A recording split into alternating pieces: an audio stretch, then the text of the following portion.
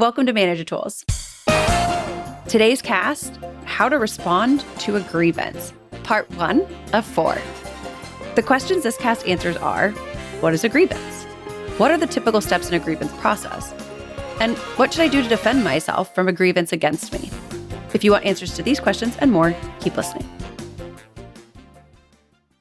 Have you ever privately thought, my managers just don't have that je ne sais quoi?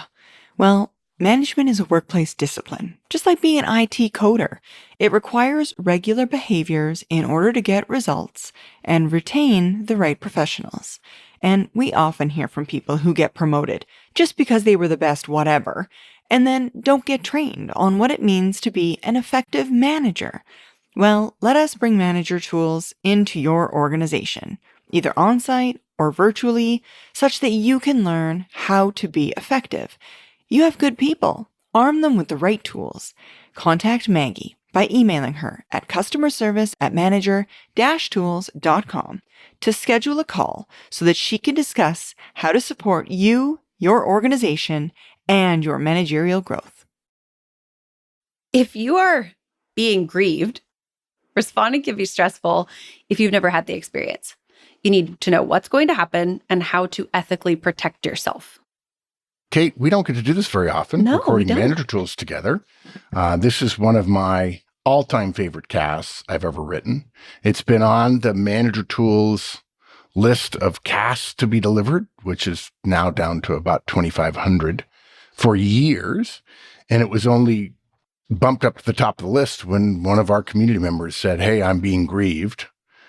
And I think I wrote 4,000 words about grievances so that we could cover this completely, although there will be a couple of other casts about the aftermath of a grievance. And also we're going to do something for executives and their role when perhaps a manager in their organization is being grieved. So we've got an outline with 5 parts. First, we're going to talk about what is a grievance. A lot of people don't know, and it's a bit of a gray area.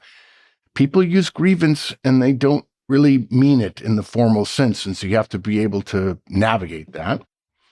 We'll talk about how grievances work. There is a fairly standard process across most first world countries. There are some slight differences, but not enough that an individual listener couldn't find the information about how his or her grievance process is slightly different. We'll then talk about what you do first, and it's important. And then how to respond to the process itself, your role in the process and what you're supposed to do. And that is going to be a big part of this guidance because most managers are not ready for the distinct role that a grievance process has and its risk for managers. There's all kinds of people who will talk about, oh, this is not a big deal. Don't believe them. It's a very big deal. And then lastly, we have to make a point about you cannot assume, despite the fact that people will tell you this, you cannot assume confidentiality or fairness in the process at all. Do not be a lamb to slaughter. Okay? You have got to recognize that you are defending yourself, and this idea that everything will be okay because HR says it's confidential and fair, not true. Absolutely not true. In fact, the confidentiality thing is a joke. You should assume it's common knowledge among everybody who's being grieved and who grieved them and what they grieved about. And I wonder what's going to happen. So those are our 5 points. Starting with, what is a grievance? Yeah.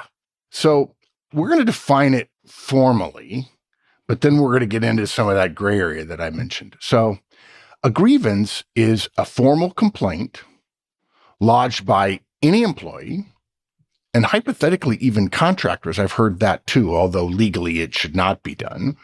And it's a complaint lodged against virtually any other employee, often a direct manager, or it could be a process that in the employee's mind unfairly negatively affects that employee, or a decision like somebody didn't get promoted and they thought they should. And so they're grieving the promotion process. But of course, you can't talk to a process. So if you're part of the process, you could be part of the grievance. Mm-hmm. or the company's practices themselves. There have been several famous cases of people grieving environmental practices of companies, which then leads to who actually takes the brunt of the grievances, because it always is a who. A grievance can be filed by an employee at any level, but the vast majority of them are filed by individual contributors. Now, that said, it's a common misconception that only individual contributors can file a grievance, because anybody can. It's not strictly true, even though the odds are overwhelmingly it is from individual contributors. On the other hand, it's also assumed that frontline managers will not file a grievance. And the reason for that is as managers, we're expected to have better relationships with our peers and bosses, and that we can work within normal channels, right? Go talk to your boss, or if need be, do an open door policy to your boss's boss. And if you need it, folks, we have ample guidance on open door policies. And for the record, I'll say it again, I always get asked this. Well, I tell my people my door's always open. Isn't that an open door policy? No, folks, it's not. Having an open door is a good thing, but having an open door policy is something different. Yes. The other side that makes managers much more likely to file a grievance is managers represent the organization. If you're grieving somebody above you, you're essentially grieving the organization, and there's a representative of the organization, that person whom you're grieving personally, but you both, even if it's your boss, are the organization. I think we have a cast from years ago, Kate, called Welcome to They. Yes, right? we do. The classic example is individual contributors are like, oh, they said this, or they want us to do that, or they're planning this again, right? And so we tell managers, because the manager's first responsibility is to the company and not to their team, despite the popular management guidance that your job is to take care of your team. Nothing could be further from truth. The job of a manager is to deliver results and retain people. But managers work for the company. So when we say welcome to they, the moment you become a manager, you're they. You're the one they're talking about. You may feel close to your team, but you still are a representative of the company. In fact, role power is the right, literally the legal right to speak for the company. When managers speak, it can safely be assumed by everybody they're speaking to on their team, of course, that they are speaking for the company. And the reason you're given that role power from organizational theory and structure 101 is the company can't speak to everybody all the time about everything. There have to be representatives.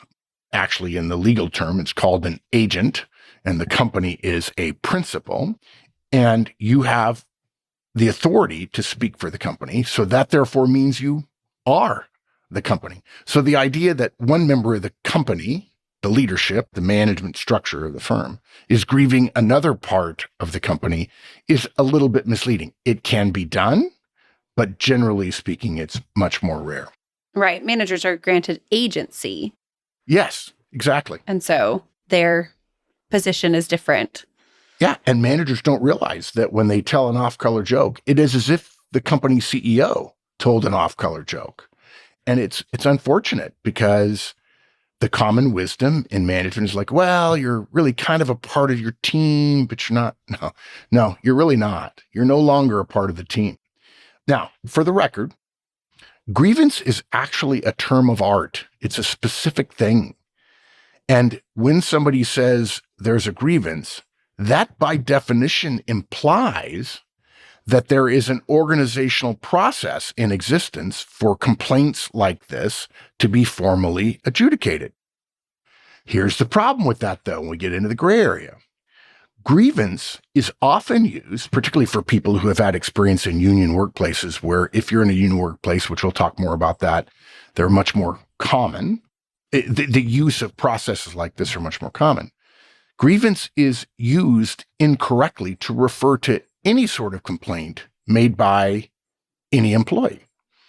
Now, a complaint is not necessarily a grievance. A grievance, by definition, is a complaint. It's essentially legally a cause of action against a person or the organization or its processes or practices, as we mentioned. But as I mentioned, some HR professionals, super well-intentioned and good, solid great HR people. But if they've worked previously in an organization that did have a grievance process, often because they're in a union shop, they'll refer to any complaint they get in a workplace, even though the workplace doesn't have a formal grievance process, as a grievance. And that is clumsy and misleading. And for those managers who have been around others, or they themselves have been grieved, it's scary, frankly. People shouldn't say, oh, there's a grievance, when in fact the company hasn't established a standard protocol. And again, the protocols are very similar, and we'll go through all that. They shouldn't use that language. It's like the difference between saying, I complained to my neighbor about something in a neighborhood, or I called the police. Yeah. I mean, there's a difference, right? Yeah, talking to your neighbor about something is different than investing in the authority, right? Yeah. Or engaging with the authority. Exactly. And grievances have a process and an authority involved. It's formalized. Yeah. And what's funny about that is some people use it intentionally to imply an extra level of risk and process and so on. And I hate to say it, but many of the people who are interviewers or the investigators of the grievance, again, we'll get into all that, they like that power. They really do. And so they use it to, frankly, send shivers down people's spines if they know. Now, I will say this, we're lucky. Manager Tools community managers are very unlikely to be grieved, but unlikely is not zero. And if you're in a union organization, you are much more likely to be grieved, partially because they always have well-documented and involved processes. You're much more likely to get a grievance if you're in a union shop, because that's the way complaints are handled, mainly because the union can be involved. As a general rule, and be careful because it's not perfect, grievance processes almost always exist in organizations with union employees, and only unionized employees or union leadership, either on their behalf or separately, can file a grievance. And the grievance process and its use is another of the reasons that Manager Tools does not favor unionization in organizations. The formality of the process, which we'll get into, and its inherent adversarial nature, while at the same time proclaiming fairness, can be an enormous distraction from the actual work of the organization. And by that, I mean the manager in this case. Let's say Kate's my manager and I'm an employee and I file a grievance against her. For the next 2 or 3 weeks, the most significant thing both of us are going to be doing is handling the grievance, writing up the grievance, me talking to people about who were there for the incident, so on, and then Kate responding as the person being named the person I'm grieving. What's interesting about that is most managers don't know, and that's the reason for this cast, what a grievance is, and they don't think that they should basically drop everything. But as you'll see in our guidance about the process, you've got to nearly drop everything and focus on defending yourself. It's an interesting situation that managers find themselves in more, I think, than they imagine they will, of personal conflict. Not always between themselves and a direct, rather their directs having personal conflicts, et cetera. And I know many people, I think, who really their first experience truly adjudicating personal conflict is at work. They haven't really had in their lives friendships or other places where they've really had to work at that.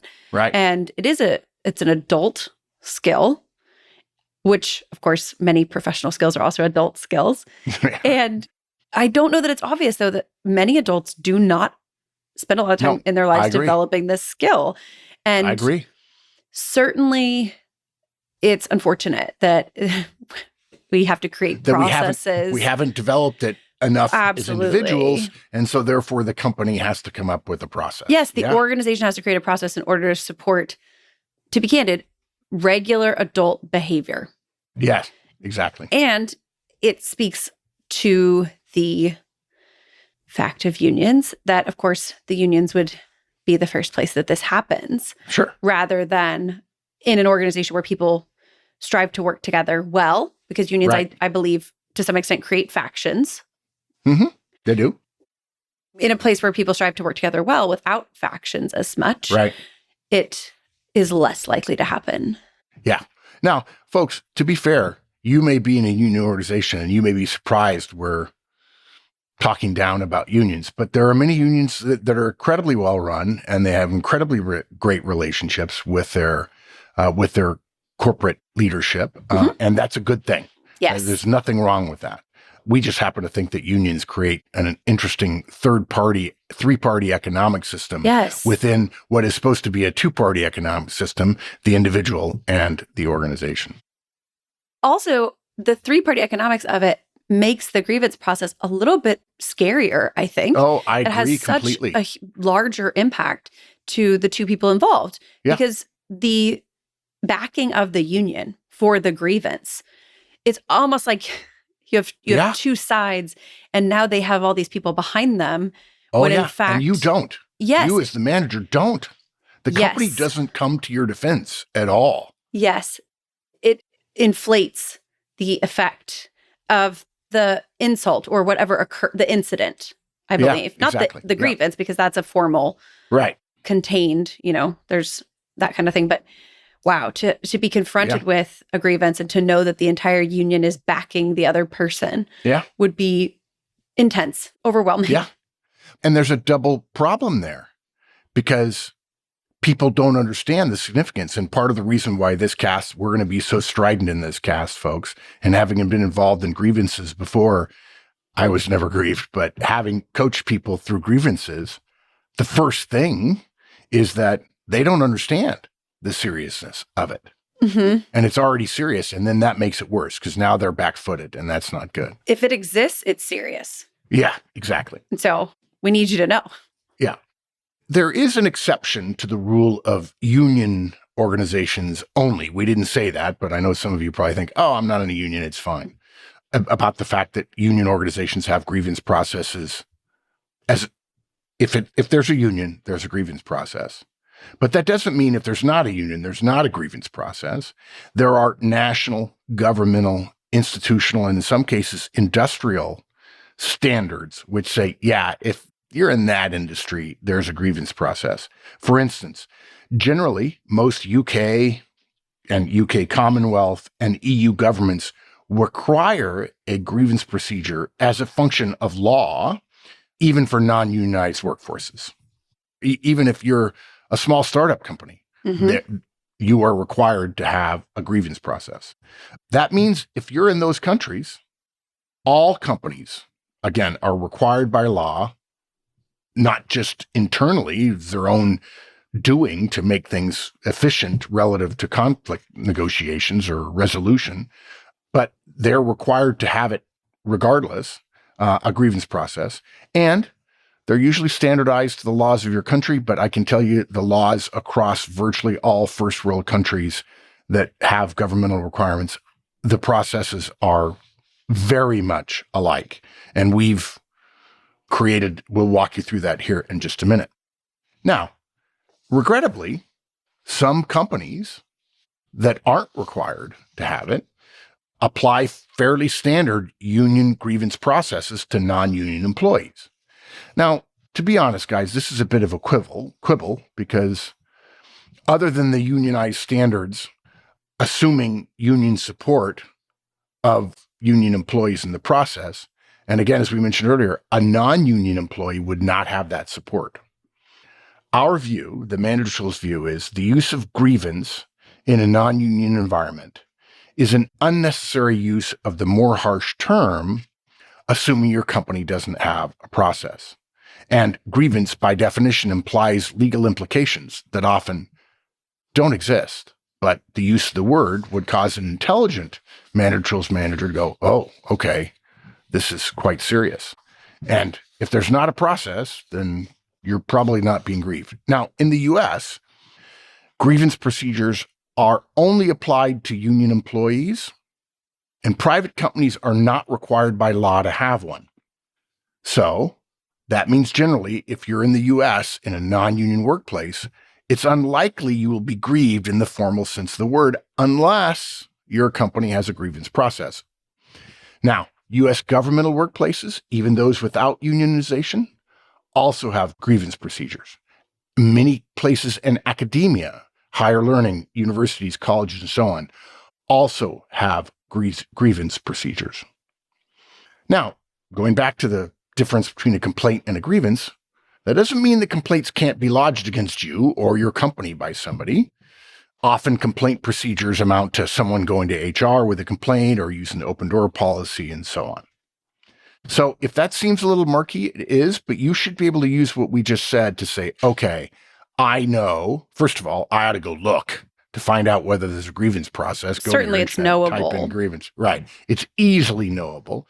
But if you're in a non-union environment and somebody says there's a grievance, you've got to find out whether there's a process. And if there's not a process, it's probably not a grievance. But quite frankly, we would recommend you still apply this guidance because if somebody's using that word, they may think that they have more power than the company has actually allowed them to have as the person running the process. And it'd be better for you to be safe rather than sorry.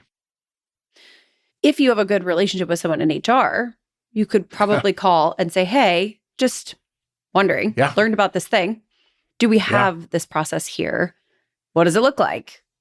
Certainly something that managers could do to educate themselves to understand their organization. Right. And in our guidance here in a little bit, we're going to tell you the first thing you do is find out, right? Immediately after you notify your boss.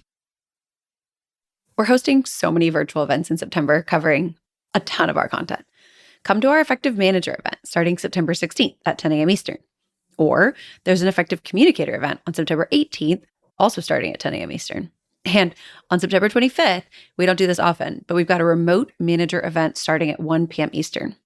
And we're so excited to tell you that we are planning to host an EMC in October virtually with Spanish translation.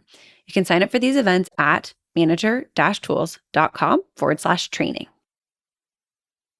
So next on the agenda is how grievances work. And despite the differences in industries and cultures and countries and so on, grievances are handled in a fairly standard way. And here's how it generally goes. Okay. Most grievances follow a 3 or 4 step process. The first step is an employee, usually unionized, but not always, files usually a written request for assistance with a complaint they have with the organization, policies or procedures, or an individual. Typically, the person or office they file their grievance with is published in a grievance process and standards document that you can find, as we mentioned, on your intranet. It might be, for instance, an argument that somebody was unfairly punished, or they were denied a raise or a promotion. Although there are often exceptions for the performance evaluation system trumping the grievance process, although those tend to be pretty rare. Or maybe they were exposed to unsafe working conditions. Now, it may be that you as the manager responsible for the working conditions would be grieved, but in fact, it might also be that they're grieving the entire company. You would be involved, but there may not be as much risk to you in that situation. And certainly the professional zeitgeist is having conversations about who is held responsible for what an organization does. And remember, we already said the manager. Well, yes. And recently, France has decided that CEOs, in some cases, are responsible for the companies. And those lines get blurry. And so it is not without surprise that a manager would find themselves in this position. Exactly. And unsafe conditions historically include physical danger. As things have changed a bit, that has expanded in a lot of cases to include feelings of fear or mistrust or mental health issues such as anxiety or worry about repercussions or lack of professional progression. Grievances have expanded over the years as employees mistakenly believe that they have a right not to be stressed by too much work or even have to face negative performance feedback in their environment. Yeah. And it's unfortunate that a formal process with legal implications could be called upon to handle the stress of a working situation. Right. And that it would be something that you would then have to be involved in. If Kate and I worked in a company with a grievance process and she was my manager and I felt mentally stressed by the fact that she gave me negative performance feedback, she could grieve me.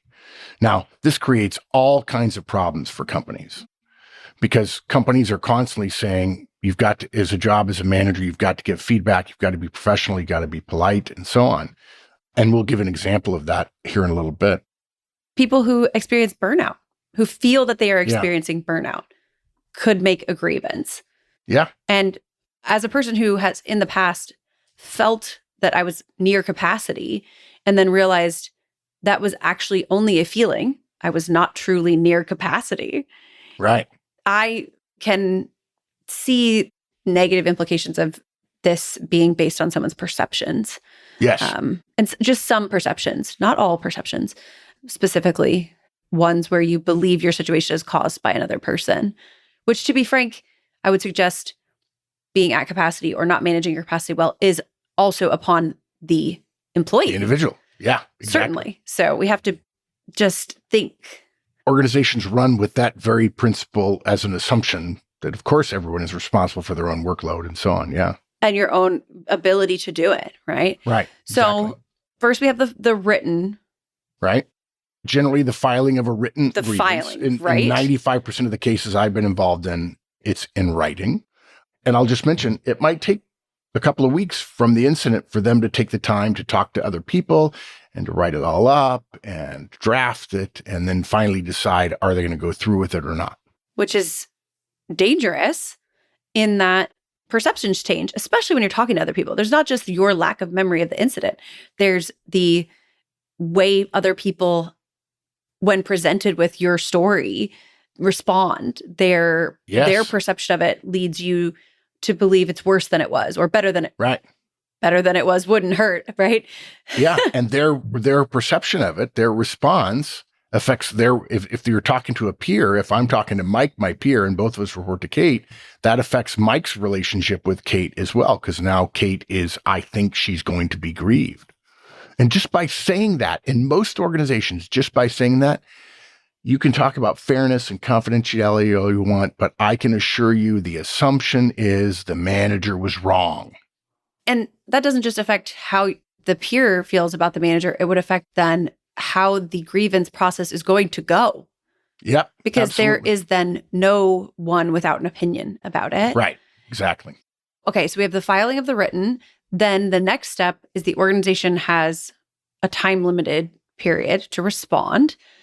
It's actually usually pretty quick, 1 to 2 weeks. So a lag time at the beginning, probably for the person to put everything together, get it all written and filed, then a 1 to 2 week time frame for the organization. Right. This response is usually accompanied by an investigation by the receiving office. In the case where you, as a manager, were specifically grieved, this would mean you being notified of the grievance and being interviewed, often by HR, to determine facts of the situation. Yes. Facts is a strong word. I use the word interviewed purposefully there because that's what they'll say. I need to interview you about this. I'd like to have a conversation with you about this. But the better word is investigate. Mm-hmm. Because this person has police authority. They are granted as a function of the process, if you're in a grievance process, to decide who was right and who was wrong and what the punishment will be. They are judge and jury. And of course, in the first world, judges aren't juries and juries aren't judges. But in this case, it is. And in many cases, regrettably, the HR person who knows the process, because anybody would know the process from looking in company policy manuals and so on, they know the process, but they have no experience investigating. Yeah. And again, the bias tends to be toward the manager being wrong, which is deeply unfortunate and a fundamental problem, a fundamental flaw in organizational responses to these types of situations based on the number that I've been involved in coaching someone who's going through it. Yeah, so they interview them to determine what the facts are, right? Yes. And regarding notification, it's not necessary that you would have any notification of the grievance before it was filed or received and the process of response was begun. It's already started. Yeah. It's already filed. They're down the path without you. Yeah. Sometimes you'll know. Usually you will not know unless you are contacted for a response. If you're a manager tools manager, as you said, it's unlikely that this would happen.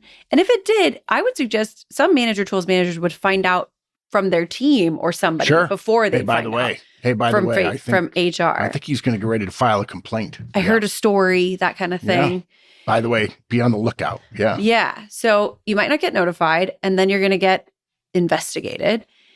If the investigation is not satisfactory to the person filing the grievance, there are possibilities for appeal or request for further investigation and arbitration, I would assume. Yeah. Usually with an external qualified arbiter whose decision would then be final.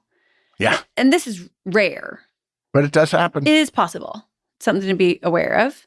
Yeah. Now, folks, I'll tell you something. If this sounds dangerous, if you haven't gotten that from our introduction so far, and we haven't even gotten to the meat of the cast, it is. If a union employee has aggrieved you, they will have their union representative and resources supporting the claim, irrespective of those people and resources lacking firsthand knowledge of the details of what happened. And you will likely have no support, not even in your chain of leadership. And the union leadership has experience in the process, and you likely do not. Reading about the process is not experience with the process. The process relies on an investigator talking to the person formally filing the grievance, as well as anyone else they name, and talking to you, again, usually in the form of what we're calling an interview, and to anyone else you may choose to name. Exactly. So there is many conversations. Yes. And yet yours will be hypothetically the last, and you will probably provide less input because, as you'll see, your input can be circumscribed to only the questions you get asked. You don't necessarily, in the process, it's not obvious in most processes, you get to present your case. They got to present a case, and they made it as persuasive as possible. But now you're just getting to answer questions. So you can see where the bias is, which is weird because the company ought to be thinking about protecting their employees. But as we have said before, while we don't hate HR, we love great HR, but there's a lot of inexperienced HR people. They recognize the power they have, and their bias will be toward taking care of the employee because there are people in HR who believe that HR's unofficial role is to sort of be, even in a non-union environment, the union rep for the employee. And I hate to say it, but I've heard conversations about people saying in HR, say, I got to scalp, a manager. I showed them and the grievance went against them. And so they're not up for promotion during the next cycle or whatever. And the process is essentially enormously flawed. But you could still be in it. And so you have to play the game, even if the rules aren't fair. And that's why we're here. Yeah. That's it for this week, folks. Come back next week for a continuation of this topic.